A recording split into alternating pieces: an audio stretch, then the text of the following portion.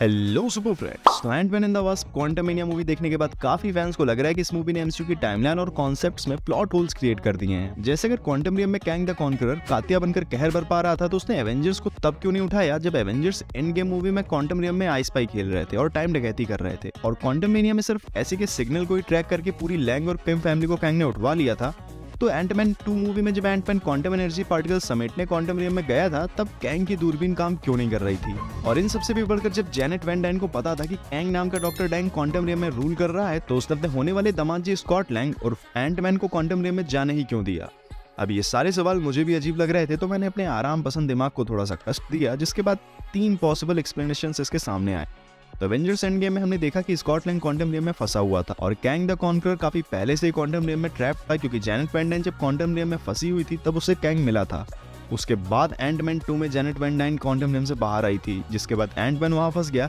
तो इसका मतलब जिस टाइम एंटमैन वहां फंसा हुआ था, उस समय तक कैंग ने क्वांटम रियम की सिटीज को रूल करना शुरू कर दिया था। लेकिन एंड गेम में स्कॉट लैंग ने बोला था कि वो लगभग 5 घंटों के लिए क्वांटम रियम में ट्रैप्ड था, और क्वांटममेनिया में दिखाया गया कि क्वांटम रियम काफी बड़ा है, एक अलग यूनिवर्स के जैसा है जिसमें काफी सारी लेयर्स हैं, और यहाँ टाइम भी दूसरी तरह से काम करता है। तो एक पॉसिबिलिटी ये हो सकती है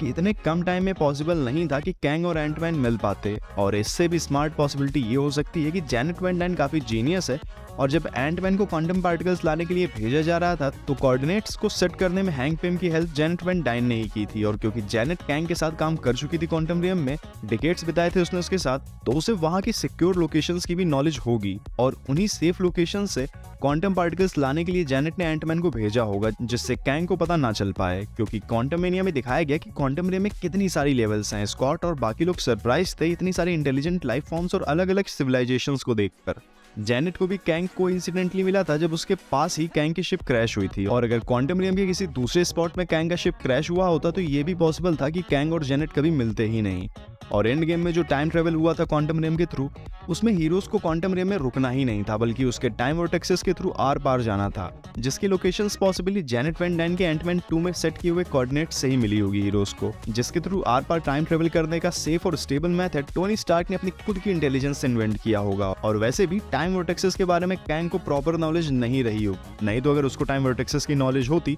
तो वो भी वहां से टाइम ट्रेवल करके क्वांटम रियम से एस्केप कर सकता था। इसीलिए एंड गेम की टाइम डकैती भी कैंग नोटिस नहीं कर पाया। और इन सब के अलावा एक एक्सप्लेनेशन या फिर कह लो कि डिस्क्लेमर मार्वल ने फेज 4 की शुरुआत में ही देने की कोशिश की थी, क्योंकि मार्वल को पता था कि मल्टीवर्स सागा में मल्टीवर्स एक्सप्लोर करने की वजह से पुरानी इन्फिनिटी सागा की भी कई सारी स्टोरीज और इवेंट्स की टाइमलाइन पर असर पड़ सकता है। इसीलिए मार्वल ने लोकी सीरीज में ही हू रिमेन्स के जरिए बताने की कोशिश की थी कि उसके मरने से पहले तक ही हू रिमेन्स ने इस तरह का अरेंजमेंट किया हुआ है कि केवल एक ही टाइमलाइन एग्जिस्ट करे, जो कि सेक्रेट टाइमलाइन होगी, और किसी भी तरह की कोई ब्रांच टाइमलाइन क्रिएट ना हो पाए। तो ही हू रिमेन्स के मरने से पहले तक एमसीयू में जो भी इवेंट्स हुए, वो ही हू रिमेन्स के सेक्रेट टाइमलाइन को मेंटेन करने का मास्टर प्लान था, और उसके मास्टर प्लान के हिसाब से कैंग का वही अकेला वेरिएंट हो सकता है जो टाइमलाइन के इवेंट्स को अफेक्ट कर सकता था। तो एंटमैन 2 और एंड गेम मूवी के इवेंट्स भी ही हू रिमेन्स के मास्टर प्लान का पार्ट्स थे, जिससे कि सेक्रेट टाइमलाइन बनी रह सके, बस लोकी को नहीं मेंटेन कर पाया बेचारा। खैर, ये मार्वल का तरीका था फैंस को बताने का कि इन्फिनिटी सागा में जो भी हुआ उस पर फैंस उंगली ना उठाएं और ना ही उंगली करें।